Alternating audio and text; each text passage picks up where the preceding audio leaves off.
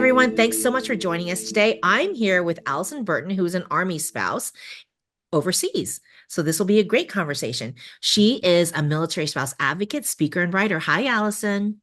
Hello, how are you? Good. How are you? Doing well, doing well. Life is a little bit crazy over here, but it's going well so far. I know we were talking about your experience because you've lived overseas before in the same country. But I mean, this last time, I mean, you were telling me that you landed in, great upheaval right away, and then you're having to struggle all by yourself and I mean, you're doing well. Yes, it's been a lot. It's definitely been a lot. We got shocking deployment news within 72 hours of landing. So that was not really on my 2026 bingo card. Without However, a license, without a driver's license, without anything. You're a so good. yeah, I mean, it's not the first time that this will happen to someone. It won't be the last, sadly. But we're slightly adjusting. Thankfully, it's summertime and my kids don't have like school to focus on or Right. super strict bedtimes. So they're at a friend's house. Like they're chill. So I think you're very relaxed for where you are right now. I don't know that I would be really thrilled with my husband deploying within 72 hours of landing in a foreign country, but you're awesome. And uh, at thank you. this point, I just want to launch into your book because, like, this would be such a relevant story for your book. But I'm going to take a little pause and I'm going to ask you to tell everybody about your military spouse journey because if people don't know you, they don't know what you're doing now versus what you were doing before. So, can you share a little bit about that? Of course. My husband and I have been together about 20 years, and we've been married almost 17 in this July, which feels like seven lifetimes right now to Right. even look back on it, because I was 25 when I got married, and it's just kind of like, what was I thinking? Because the whole cliche of, you know what you were getting yourself into, that absolutely every military spouse hates. I didn't have a clue, obviously. But yeah, we've lived in Germany before. We're here again. We've lived all over the States. My husband is an air defense officer, and I have been a photographer, full-time photographer. I've been a preschool teacher and recently working in a nonprofit space. And now I'm an advocate for military spouses and families. And it's been an amazing journey. I'm glad that I've had all the experiences I've had, even though some of them are slightly traumatic. I'm grateful for them because they've all taught me something. No, and I'm one of the people who actually did read your interview online. And I hope you guys will all go back there and read it because the content is different than what we're talking about here. And you mentioned in your interview that there's so many resources available today to military spouse entrepreneurs that you wish you'd had when you were building your photography business. I mean, if you could go back, what would you do over knowing what you know now? Oh, geez. I think the first thing that comes to mind is similar to like a book club situation where you have people who all love books and you decide to read this one specific book and gather and talk about it. I feel like it would have been really good to have a meetup session regularly with fellow spouses that were also photographers. Maybe we can give each other tips. Maybe we can share locations. It was very difficult because the mindset of photographers at that time was very much gatekeeping. So if you found an amazing spot, nobody could know because you didn't want to share it, despite the fact that you could have three people standing side by side taking a picture of something and it looks vastly different. We Yeah. all shoot different, we edit different, all the things, it's going to look vastly different. But I would probably say having meetups with those that are trying to do the same thing. Because what we don't know what we don't know, and maybe we somebody has been here 5 years or somebody just has been here 5 minutes. Maybe we can teach them something or share something with them. That's what we do at NMSN, actually. And that is very valuable. And when we started, it was like our origin story is really to have networking events so that people could meet other people who are doing what they're doing or maybe a little bit ahead of them so they could share and that mentality is crazy to me, right? Like the thought that if you share your knowledge with somebody that you lose something when the reality is the opposite. If you share information, you both gain something. um, 100%. and so that's crazy. So I love that you were talking about your photography and we were talking about the challenges, but you also said that it wasn't where your heart was drawing you anymore. And I think that's why you decided to pivot from photography into advocacy. But was there a specific moment in time when you knew it was time for a change? I think when the act of finding new clients, continuously updating SEO, continuously updating my website, critiquing my website between an inch of its life, That stuff didn't give me joy anymore. Talking to a client and trying to prove my financial worth it wasn't worth it anymore. So I definitely had to change at that point. And then at the same time, because, I don't know you that well, but I know you well enough to know that you're not one who's just going to sit on your laurels. You decide that you would also start writing a book. Yes, because life wasn't crazy enough. My husband was deployed at the time and my kids were in sports and I had a full-time job. And I was like, meh, we'll just do it in the PM hours when the children are sleeping. So yeah, it was probably not the best time, but it was now or never. So I just felt like it had to happen then. So I think there are a lot of spouses out there who feel like they have a book in them. How do you get it done in the midnight hours? Like, what is that balance? Because we were talking, because you and I had the same experience where I think when I wrote my book, I had a full-time job planning a summit. My husband was deployed and my son was in sports. And I was laughing because I'm like, oh, I still feel bad about all the frozen dinners my family ate. And McDonald's was our best friend. Like, how do you do? And then yeah, like, how do you do it? Honestly, I made sure that I can't do the frozen dinner thing only because I have a sensitive stomach. Like it's not that I look down on those that do. Like if that works for your family, 100% feed your family that way. But I had to cook dinner and I had to do whatever the things I needed to do that were required as a parent and as the sole provider at the time in the home. And then probably between the hours of 8:30 p.m. and 11 p.m., I would just write. And some days it was for 10 minutes and some days it was for 2 hours. And other nights I was like, I can't do this right now. It was hard, but I knew at the time I did not have a deadline. It was simply get it out. And it was very therapeutic to write all the things down that I had been harboring and sitting on for decades. So it was not as challenging at that time because at that time there was no pressure from a publisher, there was no pressure from an editor, there was no pressure from anyone. It was something that I was doing for me at the time. So it was easier to pick it up and be like, okay, here's what I'm going to do today. So I kind of love that because as you're speaking, I'm imagining that it was quite therapeutic for you to go through the exercise of writing this book. So it's almost like all the emotions and the frustrations you had, you just regurgitated it and it just became an exercise in self-help almost. Yes.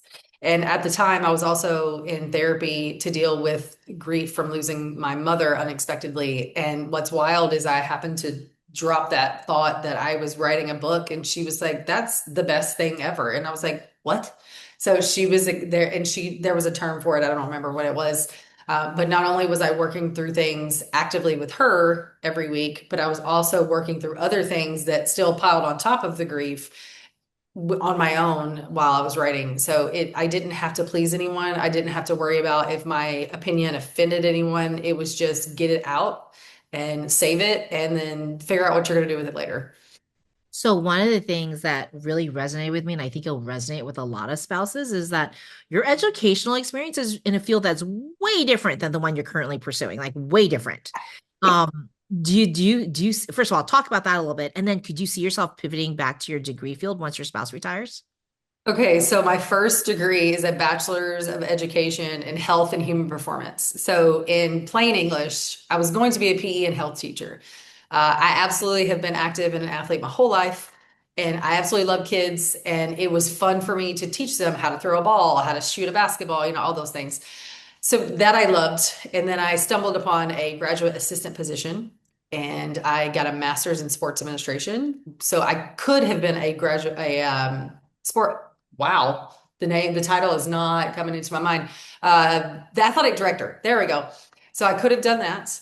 I knew that I probably wasn't going to be an athletic director just because that was never really on my radar. I got a free master's, and at the time, in order to get into any athletic field of any sort, even for a city or wherever, you needed to have a master's degree. So would I go back? Probably not. I will never say never because life has a way of shaking things up. But I don't see myself going back to the classroom. I really don't. I admire teachers and they are not treated properly and they are not paid properly. But I don't think I could do it again. So how do you have the courage to and the faith to know things will work out, first of all, like when you're making these pivots and you're like, okay, I went to school for this. but I don't want to do that right now. It doesn't work with my lifestyle. And I'm a photographer, but I don't really, it doesn't sing to me anymore. Like it just doesn't, and then, but advocacy, I feel like that's where my talents are. That's what I should be doing. And I have to write because writing is part of my soul. Like, how do you have, I guess, how do you know yourself so well that you're confident saying those things? Well, I wasn't to begin with, so I'll start there. I decided I was going to go back full time to work just a few years ago, but I didn't know what I was going to do. I'd been working with a nonprofit that I'm not sure if you're familiar with, Stronghold Food Pantry. Yeah, So it is, military food pantry, and that's I it. was working through that with Monica and her crew at the time, and absolutely loved it. I'd been volunteering for other nonprofits at the time. I was heavily involved in the Spouses Club at the installation there. Um, I've always been somebody who speaks up for the little guy because I have never been afraid of that. That is something that I have realized I've done my entire life. So I started looking for jobs and I fixated on one thing, but what I was doing for Stronghold was basically development and relationships outside to get sponsors and things like that. So I've always been a people person. People give me energy. I love meeting people. So I knew I wanted to do something to where I could be around people and help them. I landed a job at CASA. Don't know if you're familiar. It's court appointed special advocates. So I was the recruitment volunteer recruiter. And so I went out looking for people to volunteer for us. So as an organization, they help children that were abused and neglected in the foster care system. So you not only have small children that can't speak up for themselves, but they're also being abused in one way or another. And that absolutely like it crushes my soul. I hate it. The stories that I learned were absolutely disgusting, but I realized that everything, if I line up all the positions that I've had within the military community as a permanent volunteer or a full-time volunteer, everything is me advocating for someone else and trying to make connections for other people, trying to see, can I make it just a little bit easier for you? Maybe I can't help you, but I can show you somebody who can help you. So honestly, I just started taking positions as a volunteer and applying for things. And as I was talking to the people in interviews and things like that, I was like, maybe this isn't for me because some of them wanted me to virtually get sponsors. And while that sounds glorious, because like I get to work from home, I really need people. I need to be in a space for people. And my people, I call them my people, are military spouses. We are our own members only club, if you will. So I definitely feel called to be a voice for, and now mind you, some people may not like my voice and I'm okay with that. But I feel led to say these things because there are many people that feel like they can't, whether it's because of their spouse's position or they're just scared of being reprimanded in one way or another. So yeah, I just trusted my gut, honestly. And it sounds like, in just listening to you speak, it sounds like your opportunities come because you're not so focused on your education dictating what you should be doing, or like, hey, I need to have a corner office somewhere. You're more focused on your skill set and your passions. And then if an opportunity comes up that, like on paper might not sound like something that somebody with your education would pursue, but somebody with your interests is definitely interested, then that's how you found your next opportunity. Yes, 100%. It's all about what fulfills me internally and how I feel like I'm doing something positive for the world, whether it's this little tiny military spouse corner or if it's children or whatever that is. But yes, I threw out my education information a long time ago. Like it hangs on the wall whenever it's here. It's not here yet, but it hangs on the wall typically. But I'm When it like, gets there. it's a suggestion. It's not really like a rule because there are many spouses, as I'm sure you know, that have degrees in various things and are absolutely not using it. I mean, I'm sure you'll be shocked to find out I have a bachelor's and a master's in international relations and have lived in such garden spots as Wichita, Kansas, and Enid, Oklahoma, where they were useless. And I've yet to use it. But what my mentor tells me is education is never wasted, and we still develop the skill sets and the critical thinking that going through the education provided us. But that's just an aside. No, I love that. And you know what? I would be so remiss because if I let this opportunity go by, but you had a business that you moved from Conus to Oconus, and then You learn some lessons because we talked about this. So I feel like I have to ask for those military spouse entrepreneurs out there who potentially could be looking at a PCS. Can you tell us a little bit more about the special challenges for military spouse business owners stationed overseas? Like, what should people know before they PCS with their business? It's hard. I know that's very vague. Well, no, not vague. It's very broad. I can only speak to Germany because this is the only overseas move that we have had. You've got to do your research because whether the taxes are astronomically higher than the states like they are here, are you living on base? Do you have to get a home-based business license? Do you have to pay German taxes or wherever you are, Korean taxes or whatever, whether or not you're on their soil or not? The registration process, when you may need a translator, like there are lots of things that you have to think about before landing and thinking, oh, I'm just going to go and do this in my home like I've always done. Well, it doesn't really work that way. I had to pay for a translator because the local German people would not speak to me. They knew they could hear me and understand me because I realized that because I asked my translator a question and he responded to me in German. I was like, so you do know, but they didn't want to speak English to me. And I guess that's their right, but I had to ensure that I found someone that they trusted to speak for me and advocate for me. But I would definitely say figure out if your LLC can survive in whatever country that you're going to, because here we have the SOFA agreement, so there are rules and regulations that we have to abide by, and it's a challenge. It can be done depending on what you're doing. Every business is going to be different. You know, if you are offering a product versus a service, like I was a photographer, those are vastly different things. It's going to depend on what you have to do. No, and that's a really good thought because like every country has their own sofa and every country's sofa is different. So just because you figured it all out in Germany, don't assume that when you go to Korea or you go to Japan, that the same rules apply. And that's a really great reminder. So not knowing is not an excuse because the law is the law, right? And they'll come after you for the taxes. So that's a really great reminder, Allison. Thank you for that. And so I want to just full circle. I want to go back to where we started when I'm like, oh my God, I could just start the whole conversation with your book. But instead, I'll end it with your book. So tell us a Okay. bit more about your book and then like when we can look forward to seeing that. So I am finishing my manuscript. The book is called Silent Ranks, Loud Burdens, and it is a raw, real, slightly unhinged take on military spouse life. So this is not your homecoming video. This is not your, excited unicorns and rainbows because you got to move to your dream location and you're so excited because your best friend's across the street.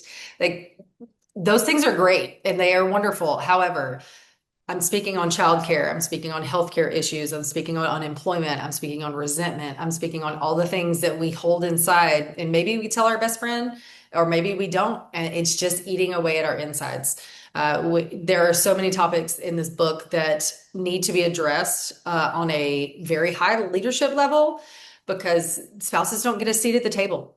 That's literally what this book is for is we deserve a seat at the table where policies and decisions are being made that affect spouses and families.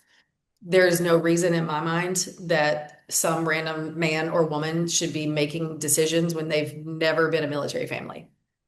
I think spouses have more seats at the table than they used to, but you're absolutely right. There needs to be more of them. And I will say, Allison, though, that the strength that you have is that you're still in the field. And so you're Mhm. a voice from the field. And so you have if the spouses trust you enough to give voice to their concerns to you, I think that's so powerful. I can't wait to read the book. But thank you so much, Allison. This has been so much fun. And thank you all for joining us. And thank you to our friends at USA for making these conversations possible. And I hope you'll come back next week to hear another fantastic story. Bye, guys.